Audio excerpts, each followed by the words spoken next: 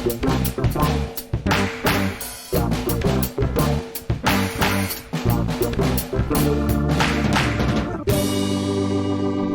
welcome to Star Wars Spelt Out. I'm your host, Josh Chapman, and today we are still in coronavirus lockdown, but in a few hours, we're getting out. So Melbourne's getting out. We're going to be able to go out and visit friends and actually start podcasting face-to-face, which is going to be very exciting. But before we get there, people may or may not know that I had another life before podcasting. I used to live in England for quite a while, nearly 10 years. And one of my friends, one of my good buddies that I had over there as our guest today, though he's technically not in England, he's in Wales.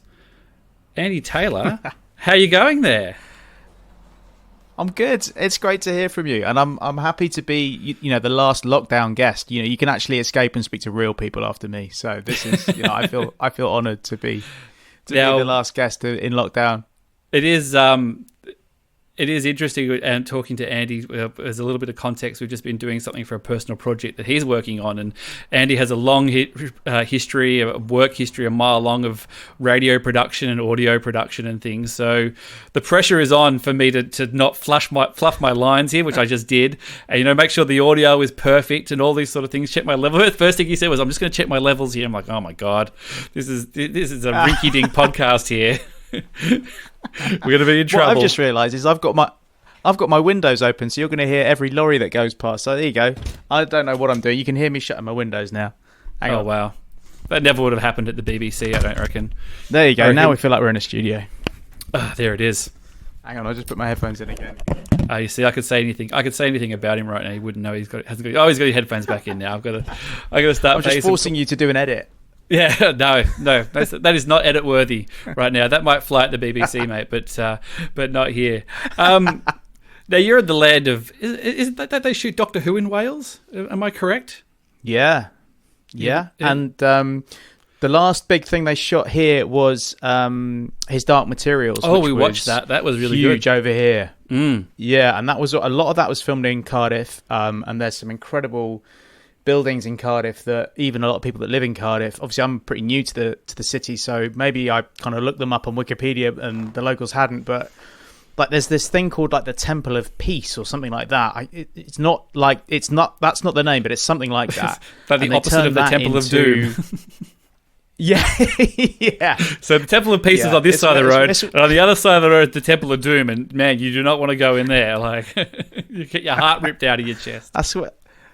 That's where Indy went for his chill out session after making the film. He's like, "Show me the Temple of Peace." Yeah, it's a cool building, and they turned that into the Magisterium or something. And they, by cleverly using CGI, they turned hotels into amazing things. And yeah, so that was filmed in Wales. Doctor Who's filmed in Wales. And Cardiff is a bit of a kind of media hotbed.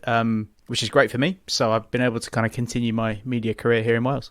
Yeah. Well, when I knew you in my London days, you were, the man who get up at the crack of dawn to produce breakfast radio and pull all these long nights to do it. Be like, oh yeah, I've been up since 4 a.m. and 5 a.m. and things like that. So it must be a different feel now. Getting to you got children though, so there's probably not much sleeping in going on anyway, is there really? Now we're just kind of coming through that now. But yeah, I spent many years getting up at weird and wonderful times to produce radio shows, and it was great fun. But I definitely knew when the time to stop doing that was there, and I was happy to go a bit more 9 to 5, which was great because it gave me a chance to make documentaries again, which was the first thing I did at the BBC. I just got randomly put on a documentaries team to help them out as the kind of intern, and I found it absolutely fascinating.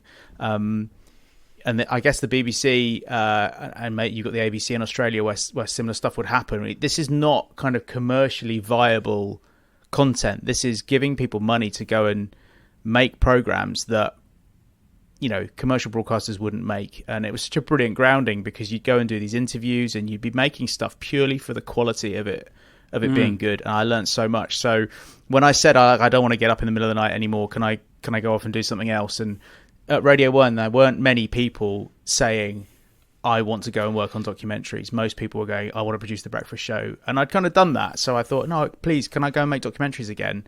And I had a great time doing that.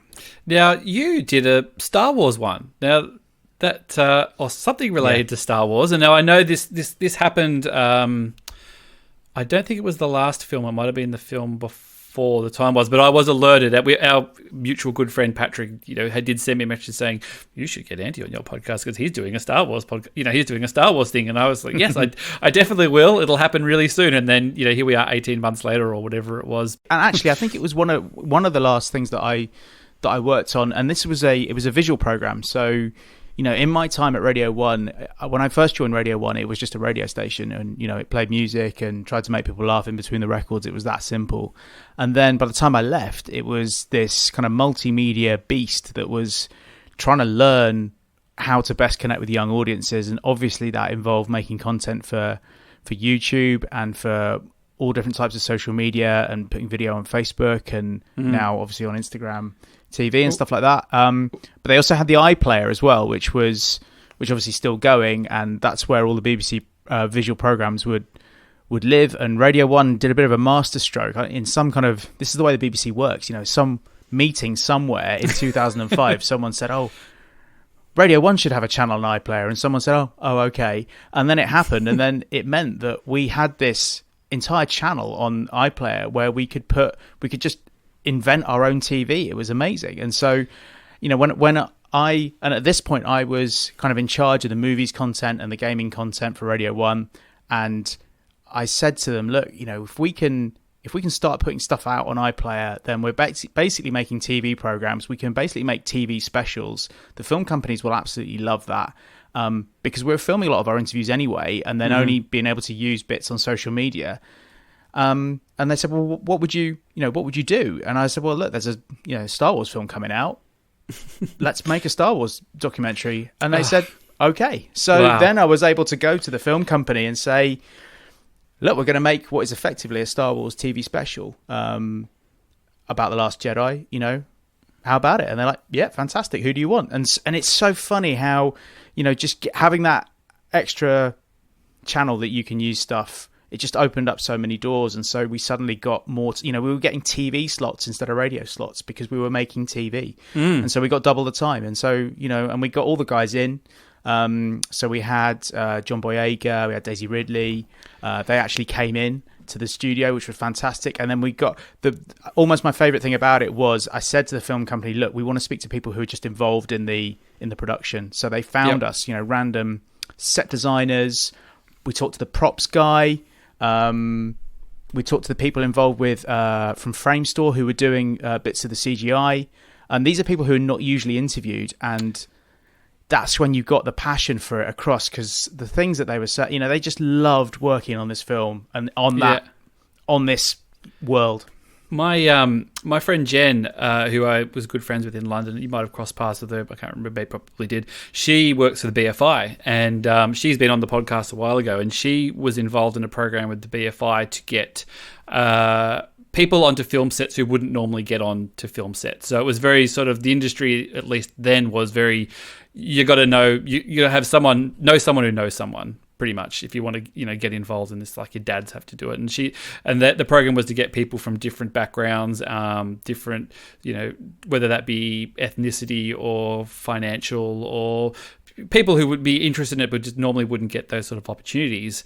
And Lucasfilm came to them and said, hey, we're filming these Star Wars movies up there in England now. Do you want to use the program to get a bunch of people on, I think, The Last Jedi and Solo? So she got to go up there and was involved in the program as well. So she got quite a lot of younger people involved in stuff like props and camera operating and all that kind of stuff that normally wouldn't get anywhere near a set, let alone a Star Wars set. So it was quite remarkable. You just talk to these people, and when Star Wars comes to town, it's a big deal. Star Wars was in England, in the 70s, and then kind of went away and then came back in a big bad way. Yeah, I remember those interviews. I've done thousands of interviews in my time, but I remember speaking to the guys, the prop builders, the set builders, the two guys that stick in my head, because we kind of got them into Radio 1, into a little office where we were filming stuff. And a lot of the stuff we were doing for the first time, like, you know, because it was early on in our iPlayer thing. So, all right, we haven't got a TV studio, so where are we going to film people? And we were just kind of putting up bits of black drapes and stuff in offices and getting corners where we could light it. Because we wanted to use some effects in the program. So we wanted to keep the shots as neutral as possible. We didn't want loads of backgrounds that were going to be difficult to work with, and they were just not used to being interviewed. But then we got them going, and I said, you know, what was the best moment? And he said, well, we were out in, and I can't remember the name of the place, but where they built the kind of wreckage of the Star Destroyer, and I don't know Last Jedi well enough to know what scene it was, but he's saying. All we had was the brief from JJ of, you know, it's the wreckage of a Star Destroyer, or it was something else, or a wreckage of something, and it's in the desert, and it's like the desert's taken over it, but you can still tell what it is, and that's all they had to go off. Like, it was a few lines, something like that. Yeah. But he said usually what you get is a really, really huge brief, massively specific, and very little money. On Star Wars, what we got was a very, very unspecific brief and loads of money. And loads of time and loads of people to work on it and everyone wanting to be there. He said that's the other thing, is that on lots of films, you know, it's just a job, it's your job. But on Star Wars, there was just this extra thing of like, we're all working on Star Wars. You know? And most of them were fans and they just loved it. And she said people were putting in extra hours. Anyway, they created this thing. And at the time they were thinking, we think this is pretty good and it's definitely big. What's JJ going to think? And they said the day that he walked on set and he looked at it and he said nothing. And they were like, ooh, does he not like it? And he said, like, guys, I can't say anything because I don't know what to say, because you've realised what was in my head. Exactly. This is incredible. And he's like we were nearly all in tears, you know. It just and you just think, wow, this is what you want out of your job, isn't it? That you get asked to do something, you deliver it to the best of your ability, and the person who's asked you to do it, whose vision you totally believe in, comes and says, I love it.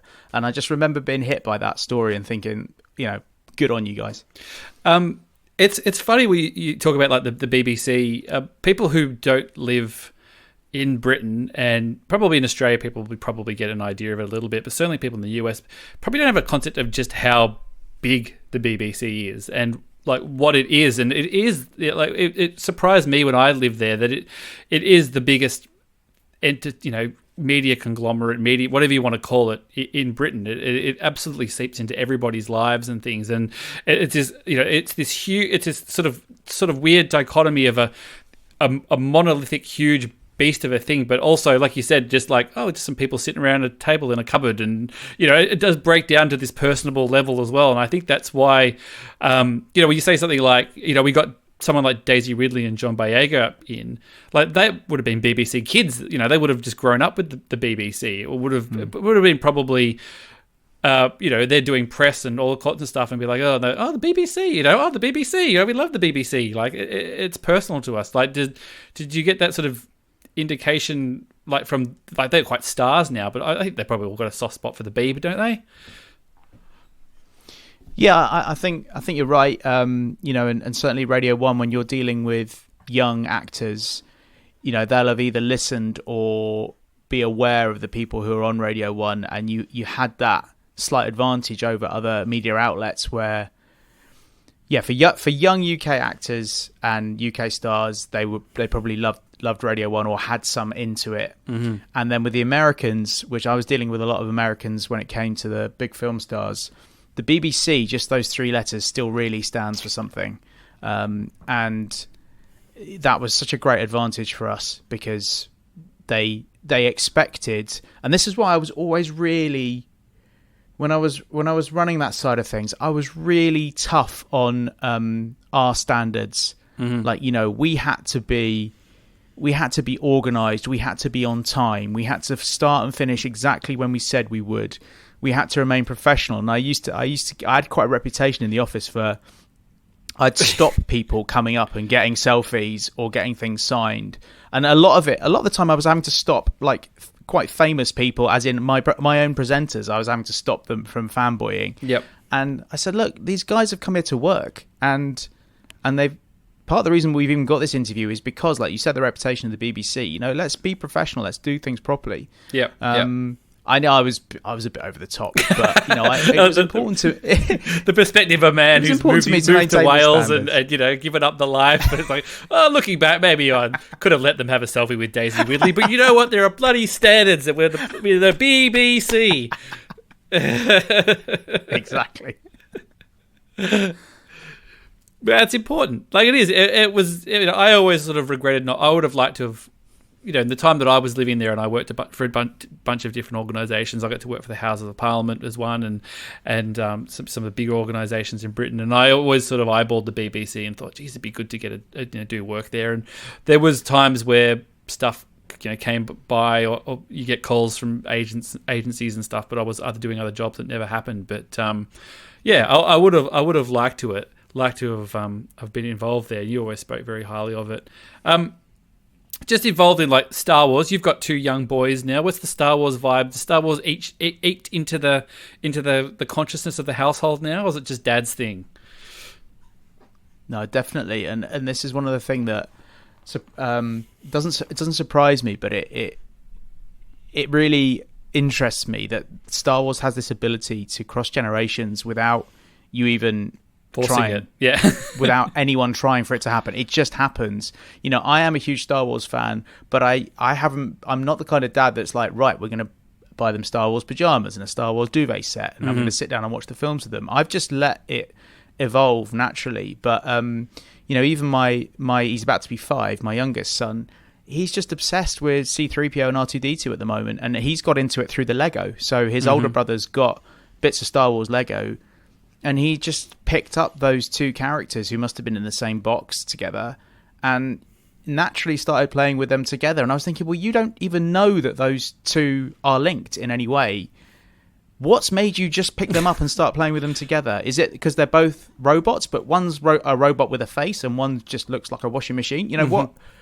It's weird. And it's hard to get past the fact that there's something so simple about the story and the characters that it just grabs people of all generations. And that's one of the things we did in the documentary we made. It was called The Secret of Star Wars, and we tried to work out what is the secret. You know, why does it? And this is one of the things we were trying to work out. Why does it cross generations? Yep. Why are people continually obsessed with this story? And in the end, we and this is a real privilege to have to go through this process and be paid to do it. To think, well, what is it? This is the type of thing I would sit around in the pub with my mates talking about, like, why does Star Wars work? And you know, I was getting paid to make a documentary about it, and I can still remember what we came up with. We came up with 3 things. They were 3 S's, and it was story, scale, and spirit. Those were the 3 things. That's what we boiled it down to.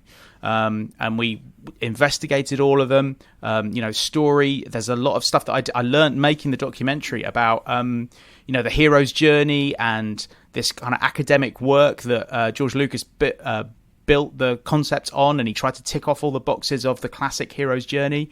And then the scale of it, and that's, I guess, what I was alluding to with the story about the prop designers of like, you know, just telling the story in a bigger and better way than anyone else does, and everything looks bigger, looks better, and always has done. And then also the spirit as well. And again, there's the prop designers, like, you know, that's the job that they talk about. That's the job that they love doing, and that's the job that meant the most to them. And if you add all of that in at every level, it spits out these characters and these storylines. Okay, there's the odd duff here and there, we know all about them, but in general, the output is just still inspiring people for generations. Oh, it never fails to surprise me. You know, I went to Star Wars Celebration last year in Chicago, which is like the big convention they do every other year, and it was sort of after sort of being more involved in this community through the podcasting and making friends and having friends, a group of friends here locally as well who were into it, and we were just sort of like, oh, we should do this, we do this. And I was turning 40, and my partner, you know, I was saying to my partner, Kate, like, oh, you know, she's just like, just go, it'll be fine. And we just had our second daughter. We just had Sloane. She was going to be about 4 months, and I'm going, oh, well, that's it. You know, that's not going to happen. That dream is, she's like, just go, we'll work it out. It'll be fine, you know. And going to a convention, a Star Wars convention, when there's like 50,000 people, it was something else. Like it it was really sort of overwhelming at times that all these people were here, and it was sort of seeing that, like you said, the generations. There was like the old school, the people been there from the 70s and stuff, and then there's like the little kid in his Chewbacca costume and stuff, and it was really a sense of, I have a very strong belief of just like, you're as much of a fan if you've been there for 50 years as much if you got into it yesterday. Like you have as much right to sit at the table as anybody else does, and that's, some people don't agree with that, but the people that I associate with feel very strongly about that. And we were lucky enough because all the panels were sort of, traditionally it would be you'd have to queue up overnight to get into these crazy panels, and they're showing the new trailers and things. And then at Chicago, they said, we're not doing it anymore. We're doing a ballot system. We were lucky enough that we got into a whole bunch of these panels, and we got into like the episode 9 where they dropped the trailer. It was in like a basketball stadium, and wow, it was like a rock concert. It was like probably what seeing like the Beatles was like or something. It was just like the energy in the room was, I've been to some gigs and you've been to some gigs, but it was something else. It was it was really amazing. Like what surprised you most about just Star Wars in general making the documentary? Was the stuff that kind of went, oh, that really was, I wasn't expecting that, or stuff from left field, perhaps, to put you on the spot? Yeah, no, that's fine. I mean, it was fascinating looking up the old archive. And this is the other advantage you've got with the BBC, is that, the BBC's been making programs about popular culture as long as it's existed. So one of the first things we did was, if we're trying to say what the secret of Star Wars is, if we're trying to say, why it's so popular, what interviews have we got from that they did for the original trilogy? And we found some, and that was great fun. So just blow the dust off a big sort of thing that has Harrison Ford written on the side of it or something. That's what I wanted it to be. In effect, what it was doing a lot of computer trawling and accessing stuff that had been digitized. That was the main thing. Is most of the stuff had been digitized, but not all of it. And so we did actually track down some old, it wasn't quite dusty tapes, but it was old formats that no longer worked. And so we had to go to a special department in the BBC, luckily in the same building as ours, where there was a guy who had like one of all the machines that they've used over the years. And his job was to keep the last one going of each. And just so in case. If you needed to get archive off this ancient system, he could do it for you, and then change digitize it, DVD, digitize, whatever. So we found this old interview that Alec Guinness had done with Parkinson, I think. And a lot of the stuff, the shame about it was a lot of the stuff was not the originals. It was bits that people had used in another program. So this was a program, I think, from the 80s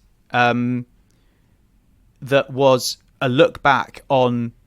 So maybe it was around Jedi. I don't know. Maybe it was around Return of the Jedi, and they were looking back to A New Hope. Yep. I don't know, but anyway, it was of the time where he must have been doing interviews around A New Hope, or maybe I don't think even it was about A New Hope. I think he was, he was in a play or something in London, and he'd gone on Parkinson. And, because he hated talking about Star Wars. Yeah, he was very notoriously salty about it. Yeah. There's that famous line about him, the dialogue, and it was all nonsense and sci-fi fantasy. Anyway, we found a bit of him saying that quote. I can't remember the quote, but it's in the documentary. And you can find this documentary on YouTube still, the one that we made. So, go and have a look. I'll put the link. I'll put the link in. Great. I'll definitely link it in the show notes. It's a hooky version. Because we didn't have the rights to put because we got, this is the other thing, is we got all the clips of Star Wars to use in it. And that was one of my biggest jobs in making that program, was going through the layers of Disney and Lucasfilm and all that, because that's actually quite a complex relationship there. Even though Disney have bought everything, George Lucas still has a lot of influence, and so we needed lots of sign off from lots of people to be able to use clips to illustrate our point. And we were trying to tell the story of the whole thing, so we did a thing where we were like, right, we're talking to a 20-year-old at the time of The Last Jedi being released, but we couldn't assume that they're all going to be Star Wars fans. So like, here's what A New Hope is. Here's what Empire Strikes Back is. Here's what Return of the Jedi is. And we wanted to be able to show that, so we had to go and get all the clips, and that just took hours of my time trying to get all that signed off. But when you look back at those clips, and then you look and you put it next to Alec Guinness saying, I was reading the script and going, this is all just nonsense. but then he says this thing, and I can't remember it, but he does it in his kind of very Alec Guinness way, and goes, and then you saw that it connected with people, and you saw that people loved it, and there was something about it, and he kind of resigned himself to the fact that it was just huge. And so I think that was the bit, to answer your question, the bit that surprised me was and one of my favorite bits was just going through the archives and finding all this stuff. And, it brought back memories of my own childhood when I was watching these films, and I guess kind of linking my profession now with, if I'd have known when I was a 7-year-old, like watching A New Hope for the 47th time on our VHS recording that still had all the adverts in, and I can tell you all the adverts still because I've got them all memorized. I've watched it so many times on that VHS cassette. If I'd have known then that 30 years later I'd be digging around in the archives of the BBC for interviews for this documentary that I was making, that was a real connection point for me. So yeah, I mean, I definitely got a lot out of making that program. It's quite fascinating that just being able to like grab those historical things and like you said, just find the angle. Like, because the first thing you go, oh, Alec Guinness, notoriously salty about Star Wars. And then you go, well, actually, once he says that thing, and then he comes, he shows there's a little bit more to it. There's a little bit of extra, sizzle on the end of it where he actually sort of softens a little bit. I suppose Harrison Ford is one as well, where he's sort of notoriously salty about Star Wars, and then obviously came back again, and it's like, I always liked Star Wars. I just wanted to do other stuff and wanted to not be stopped in the street every 5 minutes about Star Wars and do other things. But have you kept that going? Like, have you got Disney Plus? Have you seen The Mandalorian or anything like that? Now, the UK notoriously just got it. Like, I think it only just came out in the UK, didn't it? Like, legitimately, anyway. Yeah. So Disney Plus launched almost exactly to the day that lockdown started in the UK. And I think they did very well out of that. Put your tinfoil hat on. Because you had, dads and mums of my age with kids of my age thinking, we're going to need this in the next few months. So, we don't have Netflix. I'm the tightest man in Britain, famously, and I don't spend stuff unless I have to. But I saw the deal that was on Disney Plus, and I thought, I think we're going to get enough out of this. One of the things, obviously, I was looking at stuff for the kids, but I knew that I was targeting The Mandalorian. I was like, I've got to see this. And we watched it, and I absolutely loved it. And for me, it did a lot of things that I felt even these most recent, I don't know, maybe we get into the debate on how good we think the last 3 Star Wars films have been, as in the ones. What's the proper way of saying it? Canon, the sequel trilogy? I don't know. What do you say? The sequel trilogy. Yeah. 7, 8, 9. Yeah. I am not a big fan of 7, 8, 9. I've got to say. I like them, and I loved going to see them. But I've just watched Rise of Skywalker again because it's come out on Disney Plus, and my wife hadn't seen it. I went to see it day one in the cinema, and I was not impressed watching it again.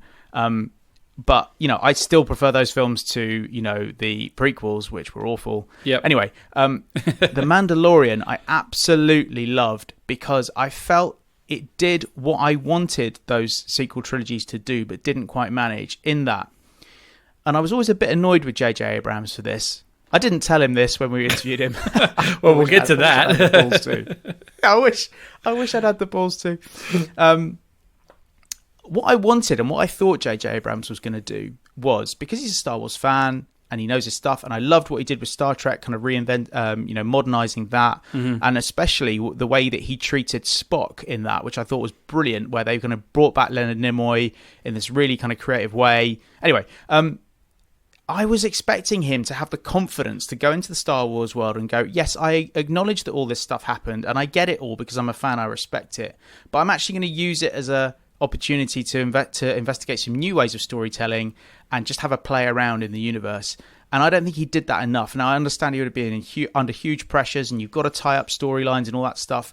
But that's what I love about a film like Rogue One, which Rogue One went on its own completely different journey in a different world, characters you'd never met before, and then brought it back beautifully to that moment where and this is where I start to lose my logic. Is it Tantive 4? The Tantive 4, yeah. The ship, Leia's ship, yeah. And you've got the digitized version of Leia, and I love the fact that it's not quite right, but that kind of tells the story that you're bringing these generational stories full circle. Mm-hmm. I loved Rogue One, and it's the same reason that I love The Mandalorian, in that they respect the world, and there's enough of it there to know, this is Star Wars. This couldn't really be happening anywhere else. And you obviously the look of the Mandalorians, and you're thinking Boba Fett, and then you've got Baby Yoda, who obviously can't be Baby Yoda, but you'll call him Baby Yoda, but they're telling the story in a new way, in a different way, and you don't have to tie up timelines, and you don't have to. Do you know what? One of the things that really annoyed me watching Rise of Skywalker again is all the silly little comedy lines that don't need to be there, like. The bits that were funny in A New Hope, like get this walking carpet out of my way. They were kind of believable for the kind of character that Leia was at the time and the kind of pressure that they were under.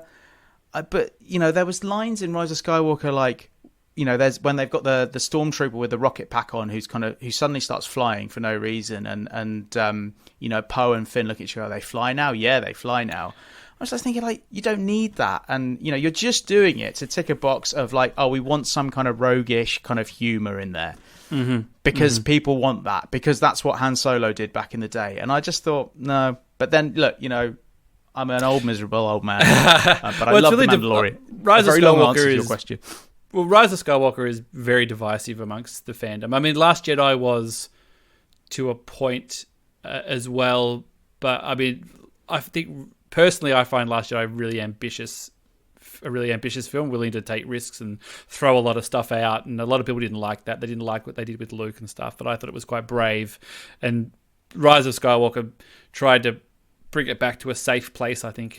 But also notoriously troubled production. They brought JJ back in after the last guy got the arse and just trying to land the plane, I think. Wheeling back around to Mandalorian, even though I assume Baby Yoda got out before you saw it, surely that wasn't kept secret, which is a bit of a bummer, really. I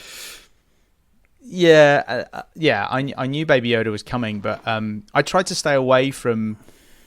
I try and stay away from anything that I'm a fan of. I know that sounds weird, but if you know something's coming, you don't. I'm not the kind of guy that wants to read up about it and find out what's going to happen. I'm excited that it's coming, and I want to see it with knowing as little as possible. You couldn't avoid. You saw pictures of Baby Yoda, but it was enough to pique your interest without going, "Oh, right, that spoilt it for me." I just thought the way that you can have a main character whose face you never see, or only very, very rarely see, and yet you're so involved in their story, I thought was a real achievement. And I also love the theme music.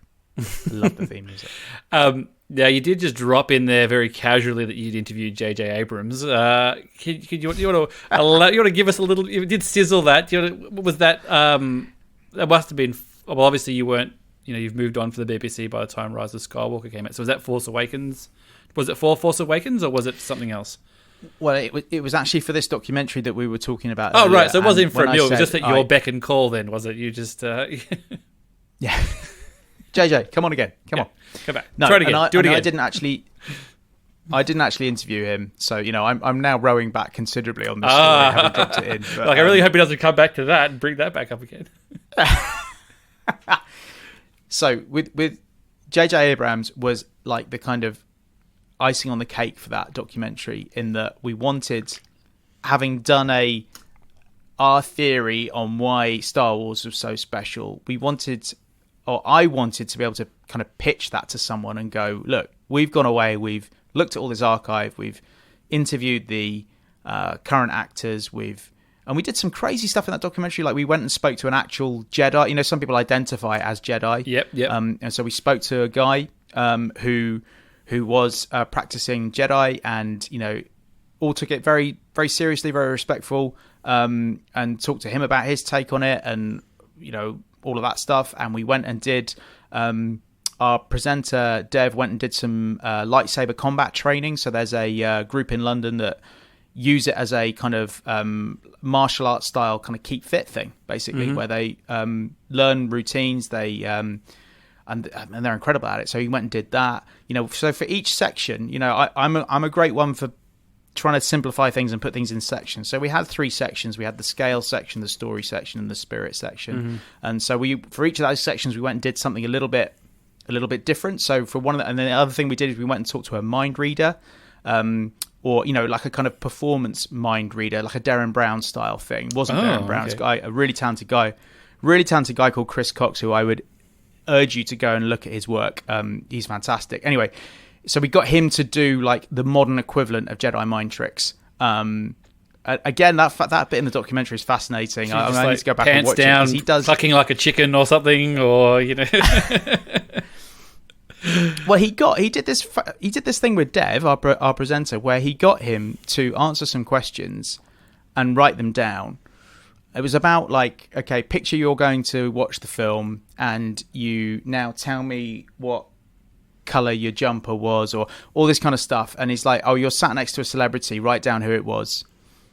Puts it away. And then he asks loads of other questions. And at the end he says, was the celebrity this? And it was. And he's like, how the hell did you do that? And it's all kind of powers of suggestion and stuff. But that's the point we wanted to make about, poster of Ewan McGregor in the background. Yeah. It's like, probably. Ewan McGregor? Probably. Yeah. Anyway, so the JJ thing was, having done all this, I thought, wouldn't it be great if at the end of the documentary you go, right, here's our theory, here's what we think the secret of Star Wars is. What do you think, JJ? We're pitching it to you. You've just spent a large chunk of your career now making these films. You've sat at the top table. Do you agree with it? And so at vast expense, flew Dev over, because that was the only interview we could get with him was in the States, and we went and got that interview. And so when I say we interviewed, or I interviewed, it was an interview that I'd set up. But yeah, the collective we. I didn't go and do the interview, but I remember talking to Dev about that interview and saying, look, this is the key question, is we've spent all this time making this documentary. I want you to pitch it to her. I want you to say, look, we've tried to work out the secret of Star Wars. Own it. Say, this is what we think it is. What do you think? And that was our moment of the doc, where we pitched it to him, and he's on his 47th interview of the day, and he's like, yeah, you got it. You nailed it. That's what it is. Yeah. Nice. And then built on it. And he said, not only that, but, and he really picked up on the heart or the spirit bit. And he's like, the heart of it, I notice that extra 5% that everyone puts in. I notice when I walk in on set and everyone's been there an hour earlier than they had to be because they want things to be just right. He's like, that's different from other films. And so it goes back to what we were discussing earlier, that people just have this affection for this story world that just makes them go the extra mile professionally. And as fans, I guess you go the extra mile in terms of your devotion. You must have just been like, when he agreed, just like, back of the net, like right there, like he's just put that one through. I didn't know. Yeah, I mean, it was a bit of a gamble, really, because he could have turned around and gone, I don't know. Bollocks, what are you talking it's about? All about the toys, but baby. Toy money, baby. Yeah. JJ like that toy money. Do you know what? We just would have cut that out of the interview then. Yeah. So, yeah. No, it was good. It was good. It was a nice moment. But I think it proved that we'd done our homework, and he's someone clearly that does his homework. He knows his stuff, doesn't he, JJ? And I think that's why he was a really good.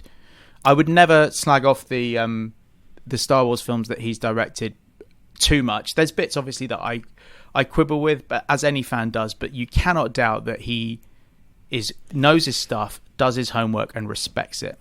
Oh, for sure. And he's been a victim of circumstance twice. He's had to come in and get this ball rolling on a really short amount of time, and then pick up the ball and try to land the plane, that was veering off in a crazy direction as well. So it's kind of, you kind of wonder, like, if he had a proper run at it, without all the other distractions, what he could actually do. Now, you did mention that you've done a bunch of interviews over the days. Can you drop any other Star Wars related names? Not even necessarily for Star Wars. You've had the pleasure of, having a few Ewan Ewan McGregor was...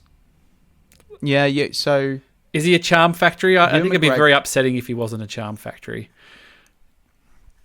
He's a nice guy. So, you know, you kind of divide up the people in my head, because I used to deal with these people a lot in terms of I'd book the interviews, I'd be negotiating with the film companies to get access to these people, and then on the day, I was running it. So from the moment they kind of arrived to the moment they left, they were my responsibility, and you know, as I alluded to earlier, I took that very, very seriously, and I wanted them to go away with it, both them and their film company representatives, because, you know, guess what? They're the people who I'm talking to about the next film star. Yeah.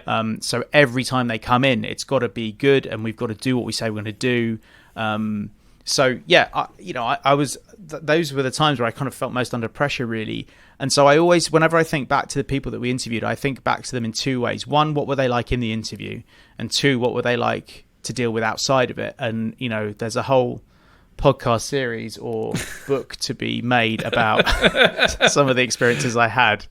I think I probably need to finish my career in media before I tell some of the stories. There's great ones involving Vin Diesel, but anyway, the Ewan McGregor was one of the guys who I remember being how you want them to be. Yep. Because you see these people on the screen, and you maybe see them on the interview sofas, whatever, and you think they're a nice guy, and then you want them to be like that. And there's two, in fact, another one's just popped into my head. Two Star Wars people, universe people who I've met who were exactly how you wanted them to be. One was Ewan McGregor, and the other was Samuel L. Jackson. Oh, nice. And Ewan was... So I didn't always engage with small talk with the stars in between interviews, because that wasn't really my job, and they didn't care who I was. They didn't want to speak to me about stuff, and didn't want me fanboying them. Mm-hmm. But I just happened to have a chance with Ewan because an interview was delayed, or his publicist said his makeup needed touching up, or something. I don't know. Something that either of us had chosen to happen, but we just found ourselves outside the studio for 5 minutes. And I said to him that I'd studied one of his film. I did a screenwriting class to try and, because I knew I was working in the world of film, and I wanted to understand how films were put together more. So I did a screenwriting class, and one of the films that they made us study was a short film that he'd made with a student, a film student who'd written to him with a short script and said, would you make this? And he'd made it. Again, you can find it on YouTube. I think it's called Hooked. And it's fascinating to watch because I won't give it away, but it's very short film. There's no dialogue in it, and it's Ewan McGregor walking along a beach. That's all I'll tell you. That should be enough for you to find it. But if I tell you any more, it'll give away the thing. And I said this to him, and I said, look, I don't know how you react to this, but I wanted to tell you that I watched that film. Number one, I thought it was brilliant that you did it, and number two, I really enjoyed it. And he's like, you could see him kind of searching his memory banks. It's like, yeah, I remember doing that. And and then it all started coming back to him. And I guess, you know, actors, famous people must get this the whole time, in that you feel like your little bit of your interaction with this famous person, that's important to you because you've seen this film or you remember it, or it's special to you. Yeah. But it's just another thing of the millions of things that they've done. But what he could have just brushed it off and been like, oh yeah, you know what? But he kind of made the effort to go back into his memory banks. He goes, yeah, I remember when I opened that email and I was definitely drunk and I just said, yes, I'll do it. And then, you know, a few days later, I got a call from my agent because I must have given them my agent's number or something. He's like, have you been speaking to someone? About a student film or something? He's like, oh God, I think I probably did. So he's like, yeah, I went off and did it. And it was brilliant. And so, you know, he remembered all those stuff and we talked about it. And that left an impression with me that he was willing to do that. Samuel L. Jackson, I didn't get the chance to have that kind of off-time conversation with, but he was just, everything he did was pure Samuel L. Jackson. Like, he walked into the building with the Samuel L. Jackson attitude. That's slightly kind of like, I don't want to piss this guy off. Yeah. But I kind of do want to piss this guy off because I want to know what he's going to say because it's going to be something amazing. And like, he was Samuel L. Jackson with everyone. So I remember we sat him down and we had to get eye lines right. And there was an intern who, everyone wanted to sit. You get these interviews where suddenly people would just turn up out of nowhere. Going, I'm just kind of just checking the lights are working. And you're like, I made the list of who's meant to be in this room and you're not on it. So out you go. But anyway, we did have this intern in, and she was meant to be there. That was fine. And we were trying to getting all the eye lines lined up. And she ended up kind of over our interviewer's shoulder and in his eye line. We're just about to start the interview, and he just looked up and looked her straight in the eye and goes, "Are you going to stand there?" And she's just like, "I don't know how to respond." and she said, "Should I move?" And he's like, "Yeah, if that's okay." So it was done in a very kind of polite way, but totally Samuel L. Jackson, and it broke the ice for everyone. And she moved, but wasn't offended. But at the same time, you're like, this is Samuel L. Jackson. It was brilliant. He did it. And it's funny, just like doubling back around to Ewan McGregor, that, the interactions that he probably has with people in those moments, it's normally, I really liked you in Star Wars, or, Trainspotting, or the fact that you brought up something that he doesn't, he would have been like, if there is some small talk, there's probably 5 things that are, going to come up, likely one of these 5 things. And then all of a sudden you threw him for a loop for a second. He probably just went, whoa, hang on, I've got to take that back down to long-term retrieval and remember that memory there. But that's really cool. Like, I'm very excited that, one, that he's coming back to do an Obi-Wan Kenobi mini-series on Disney Plus, which has been confirmed. And I'm just happy for him that he doesn't have to be asked about it. I didn't know that. Yeah. He that was at D23, which is like the Disney convention last year. Kathy Kennedy, the head of Lucasfilm, came out and was like, Star Wars, we're doing these things, and I'd like to bring out Ewan McGregor. And Ewan McGregor came out, and amazing. And he just said, "Now, Ewan, are you going to play Obi-Wan Kenobi again?" He just went, "Yes, I am." And then that was that, because I think he's just been asked about it forever. So it was supposed to be filming this year, but it's been pushed back, obviously, with things that are going on. So I think it's coming to Disney Plus in next year, end of next year, maybe early the year after. So that'll be exciting. He'll be back around again before you know it. And when we interviewed him, we used to have this thing, you're still doing it at Radio 1, called Movies That Made Me, where we would get actors to sit down for a good half hour and go through their career, really, and the movies that made them the star they were. And with Ewan McGregor, we obviously talked about Star Wars, and he talked about it in such a brilliant way, because he was very self-deprecating about, he's aware of the limitations of the films that he was in. Mm-hmm. And I reckon this is complete guesswork on my part, but I think that's probably why he's quite keen to reprise the role, because he probably doesn't feel like he got a fair crack of the whip. And he wants to be in a good Star Wars production. I get that. But yeah, we asked him about that thing with it, because it's his uncle, isn't he, that was Wedge? Yeah, Dennis Lawson. Who pops up in Rise of Skywalker. Well, that's what I was going to talk about, because you were talking about people being salty about Star Wars. I think he was the saltiest of the lot, wasn't he? Yeah. Like he and Ewan told us, he's like, my uncle said, don't do it. He said, it's complete mumbo jumbo. You'll get hassled by fans forever. They'll never let you forget it. They'll always, if it's good, they won't stop talking to you about it. If it's bad, they won't stop talking to you about it. It'll dominate anything. And he listed all these things that Dennis had told him, because he said, he'd been asked to do the Obi-Wan Kenobi, and he wasn't sure. He was like, should I do this? Shouldn't I? And I'm sure you can find other interviews where he talks about it. But when he talked to us about it, it was all about this Dennis Lawson conversation. And so the thing that I took from that was like, wow, I knew Dennis Lawson was not a big fan of being in Star Wars, but I didn't realize, like, why is he so down on it? To sit in the cinema, Rise of Skywalker, and see him pop up as Wedge Antilles, I let out an audible whoop when I was in the cinema in Cardiff, because that was again, this is me not reading up on what's going to happen. That was a complete surprise to me, and I thought, if there's one guy who will not turn up in another Star Wars film, it's Dennis Lawson. So to see him there as kind of old man Wedge was brilliant. I love that.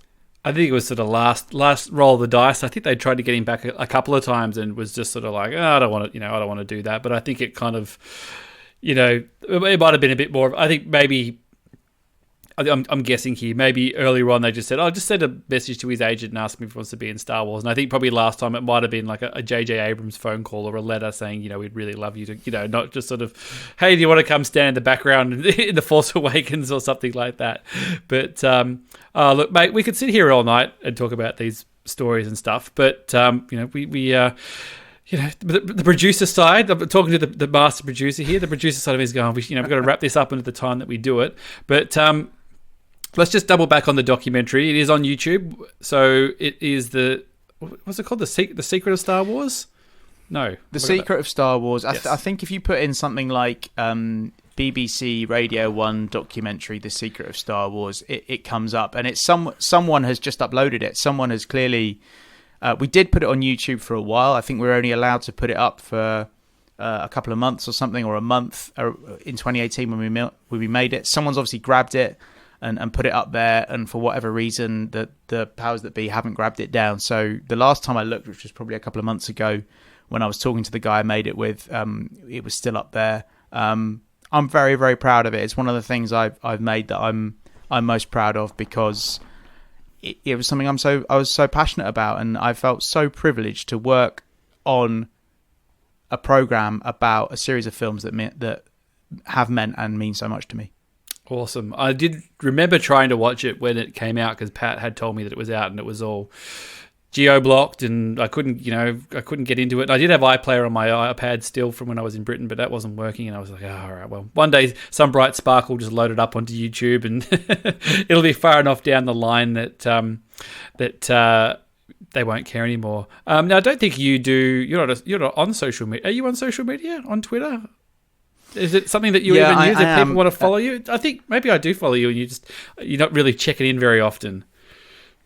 No, I'm famously unproductive on Twitter, but I am on Twitter. I'm at Producer Andy, and I get contacted pretty regularly by people in the radio industry wanting to get my Twitter handle off me, because I joined Twitter very early when I was a producer at Radio 1 and nabbed Producer Andy. And now there are a lot of people who are producers and also called Andy who want to post a lot more on Twitter than I do, who want that handle off me, but I'm keeping it. They're always complaining, I am on Twitter, but I don't post very He hasn't posted anything in months. Like, I need this. I've got friends of mine have a podcast called The Bad Motivators, and they're bad _motivators, because bad motivators is taken by someone else who hasn't posted in years, and they're just waiting for the day where they get struck off and they can swoop in. I will post about this interview on this podcast. There you go. So you have reactivated my Twitter handle. I'm 99% sure that I do follow you on there. I'll have to double check, but I'll you do? I think you do. I think I do. I think I'll start hassling you. Thank you, mate. It's been an absolute pleasure just to talk to you in general, really. It's been too long. And just a pleasure to hear you talk about your work and Star Wars, and look forward to what you got coming out next. Mate, I've absolutely loved it. Thank you so much. It's been a joy to speak about it all, and your podcast is fantastic. And now I'm going to have to start listening to the Peppa Pig one as well. I didn't even know that one existed. So, but yeah, I'm a big fan of this podcast. What am I working on next? Well, I mean, I'm doing. I've got a little company in Wales, and we do creative consultancy and podcasting, and so I'm making podcasts for people, and I'm doing a research and development project at the moment all about podcast functionality, and I've actually interviewed you for it, so there you go. If there wasn't enough incentive enough. I'm still I'm still making stuff. I'm still active in the world of media, and I'm just loving having the freedom of having my own company and kind of doing what I want to do, and hopefully one day I might be able to do something Star Wars related again. Can't wait. And then we'll get you back on. We'll just get you back on just to chit-chat about anything that you want to, really. So, well, there is a whole nother load of Star Wars stories that I haven't even got into. All right. Part 2. Let's book in part 2. We'll do the sequel. We'll book it into the next couple of months. There you go. There's your sizzle, everybody. Awesome. Thanks, everybody, for listening. Just go to StarWarsSpeltout.com. Thanks, everybody who's bought the new Metallica Mon Mothma mashup T-shirt that we've just done. I'll have to show that to you, Andy. You haven't seen that. And I've seen it. It's awesome. Awesome. Great. And thank you very much, mate. I'll see you soon. Bye.